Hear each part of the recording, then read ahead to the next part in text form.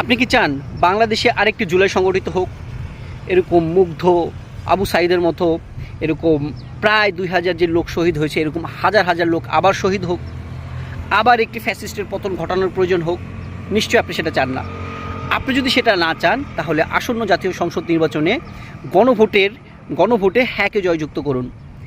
এবারে যে গণভোট হতে যাচ্ছে, আপনারা নিশ্চয় জানেন যে ৪টি প্রস্তাবের গণভোটে এখানে ৪টি প্রায় প্রস্তাব দেওয়া থাকবে। সেই ৪টি প্রস্তাবে আপনাকে হ্যাঁ অথবা নায় টিক দিতে হবে। এবার যদি হ্যাঁ জয়যুক্ত হয়ে যায়, তাহলে যে ৩০টি বিষয়ের উপরে বিভিন্ন রাজনৈতিক দল ঐক্যমত পোষণ করছে, সেই ৩০টি বিষয় আমাদের সংবিধানের পার্ট হয়ে যাবে, সংবিধানের অংশ হয়ে যাবে। তার মধ্যে একটি বিষয় হলো, একজন ব্যক্তি তার জীবদ্দশায় সর্বোচ্চ ১০ বছর প্রধানমন্ত্রীর পদে থাকতে পারবেন। আপনি চিন্তা করেন, এরকম একটি অধ্যায়, এরকম একটি ক্লজ যদি বাংলাদেশের সংবিধানে আগে থেকে থাকতো, তাহলে একজন ব্যক্তির ফ্যাসিস্ট হয়ে যাওয়া কতটা কঠিন হয়ে যেত।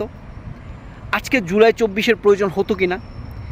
সো আগামীর বাংলাদেশে যদি আপনি এরকম ফ্যাসিস্ট যাতে তৈরি না হতে পারে, আগামীর বাংলাদেশে যাতে ২৪-এর মতো গণ অভ্যুত্থানের আবার প্রয়োজন না হয়, তাহলে অবশ্যই এবার হ্যাঁ ভোটকে জয়যুক্ত করতে হবে। তারুণ্যের প্রথম ভোট হ্যাঁর পক্ষেই হোক।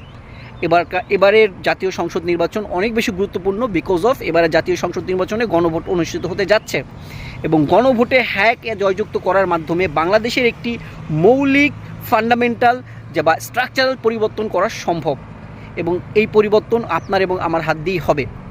সো হ্যাঁয়ের পক্ষে প্রচারণা চালান, পরিচিত যারা আছে সবাইকে এবারের জাতীয় সংসদ নির্বাচনে গণভোটের জন্য হ্যাঁকে জয়যুক্ত করার জন্য সবার কাছে আহ্বান জানান, সবার কাছে প্রচারণা চালান, এবং নিজের পরিবারের কাছে এই ব্যাপারটি বলেন।